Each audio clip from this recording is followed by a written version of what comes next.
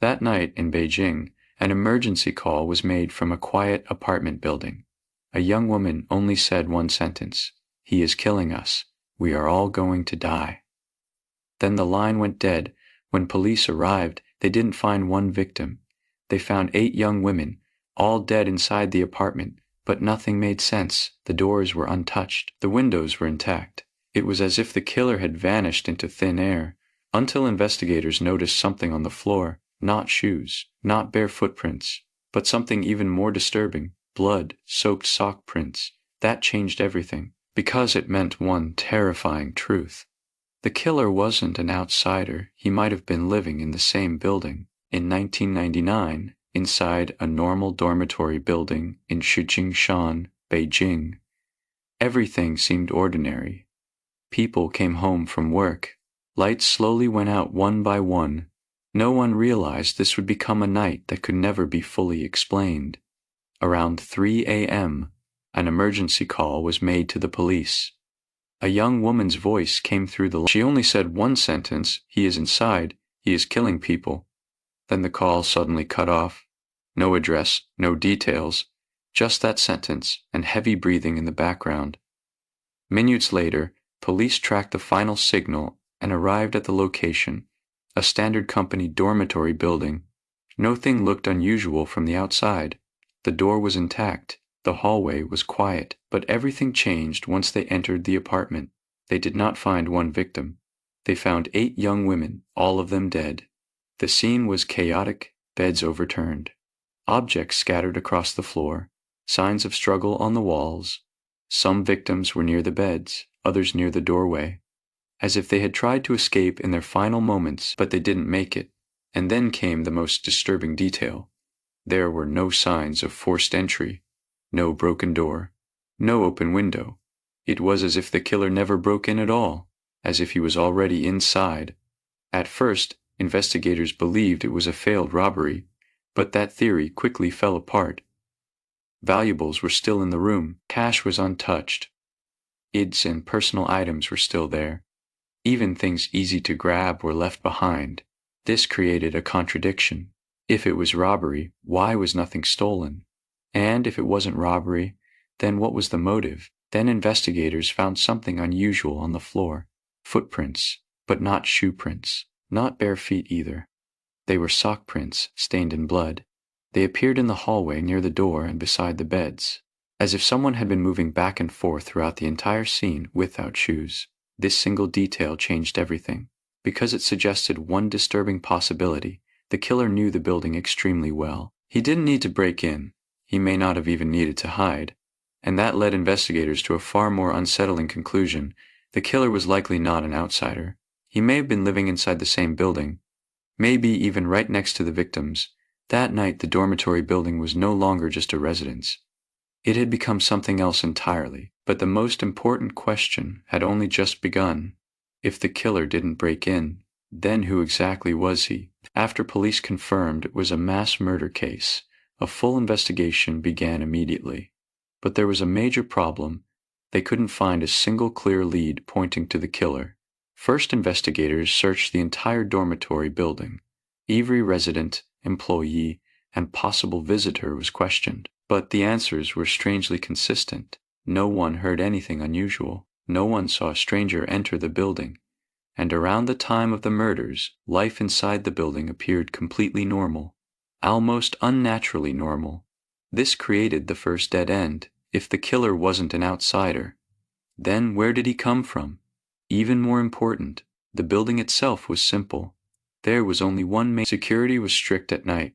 No hidden exits, no complex access points. In theory, it should have been impossible for an outsider to enter, kill 8 people, and leave unnoticed. So investigators shifted focus. They began to examine possible internal suspects. But this led nowhere as well. Everyone had verified identities. Employment records matched. No suspicious movements were found. The case was hitting a wall. Every direction they explored led to the same result: no suspect, no explanation, no clear path forward. Then a new question emerged. If the killer was neither an outsider nor an obvious insider, then who was he? Could he be someone overlooked? Investigators returned to the crime scene again. They re-examined the blood evidence, especially the sock prints. These prints were unusual because they didn't show panic or escape. Instead, they showed a pattern. A sequence of movement. Walking, stopping, observing, moving again. This revealed something crucial. The killer was extremely familiar with the environment, so familiar that he didn't need to hesitate or explore. Even more disturbing was another detail. The prints did not show a rushed escape. Instead, they showed calm, controlled movement, as if the killer was in no hurry at all. This did not match an intruder, and it did not match a robbery-driven attack. At this point, investigators began to realize something important. The logic of the case might have been wrong from the beginning. They had been searching for an outsider. But the real answer might be, the killer never stepped outside normal life. And so, the investigation slowly shifted from an unknown external threat to something far more dangerous, the possibility of someone they already knew. But at this stage, there was still no direct evidence. Only one conclusion became clearer and clearer. The killer did not break in. He was already inside. After the investigation stalled, police continued working on the case for a long time. They had already ruled out the possibility of an outside intruder, but they still could not identify the killer. That changed when forensic experts made a new discovery. Among the blood samples collected from the scene, they found something unexpected. A blood sample that did not belong to any of the confirmed victims. This meant something very important. There was a ninth blood source at the crime scene. This discovery changed the entire case, because it suggested one thing: the killer was injured during the attack. Police re-examined all the evidence. They reran DNA comparisons. They expanded the search across databases. Soon, a result came back. The unknown blood belonged to a male. But this male did not match any registered resident. He was not a victim, and he was not on any official list connected to the building. The case hid another contradiction. If this person was not a resident or a victim, then how did he get inside its stage? Investigators returned to the sock print evidence. They studied the movement pattern more closely. The results were clear. The steps were steady. There was no panic, no sign of rushing, no chaotic movement typical of escape behavior. This suggested something crucial. The killer remained calm during the entire attack. He maintained control throughout the event. Meanwhile, DNA analysis continued. Eventually, it was confirmed that the unknown male profile did not belong to any known individual connected to the victims. But there was another detail. The DNA showed partial similarity to individuals connected to the residential environment. This suggested something important. The killer may have had close contact or a relationship with someone in the building. This shifted the direction of the investigation once again.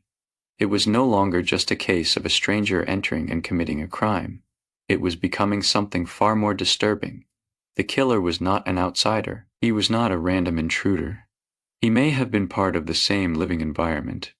Police began re-examining everyone connected to the building: residents, workers, and anyone who had regular access to the area. The investigation tightened. The net was closing. But the real breakthrough had not yet arrived. Only one fact was becoming increasingly clear. The killer did not suddenly appear that night. He had been there all along, just no one had noticed him. As the investigation tightened, police began reviewing everyone connected to the case. They were no longer focused on strangers. Instead, they focused on the people who were easiest to overlook. One name gradually stood out. He lived next to the victim's dormitory. On the surface, his life appeared completely normal. He went to work on time every day, spoke very little, and kept to himself. There were no unusual records, no criminal history, nothing that would draw attention. But as investigators looked deeper, inconsistencies began to appear. The first issue was the timeline. On the night of the crime, there was an unexplained gap in his movements. This missing time perfectly overlapped with the murder window.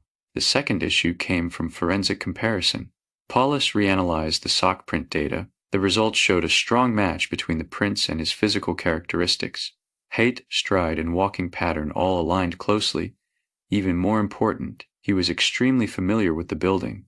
He knew its layout. He knew the internal passages. He even knew routes that most residents rarely used. This changed how investigators viewed him. He was no longer just a neighbor. He became someone with clear access to the crime scene. But the real breakthrough came from DNA confirmation. The unknown male DNA found at the scene was compared with his sample. The result was a match. At that moment, the entire case changed. It was no longer an unknown suspect. It became a confirmed target. Police then brought him in for formal questioning. During the interview, he remained calm. He showed no visible panic. He denied any involvement. However, as more evidence was presented, his psychological stability began to weaken. Especially when confronted with the DNA match, he had no explanation. Eventually, police confirmed the conclusion. The man living next door was the central suspect in the case. Even more disturbing was another detail.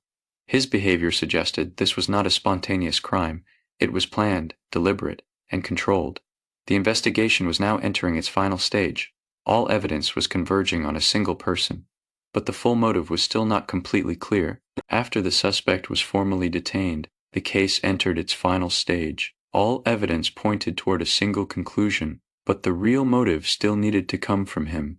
At first, he remained silent during questioning. He denied everything. His tone was calm and controlled, as if he had simply been misunderstood. But, as DNA evidence, crime scene analysis, and timeline reconstruction continued to build, his version of events began to collapse.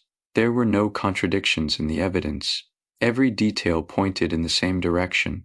Eventually, after multiple interrogations, he began to admit partial involvement, but his explanation was limited. He did not fully describe his motive. He only admitted that he entered the scene on the night of the crime.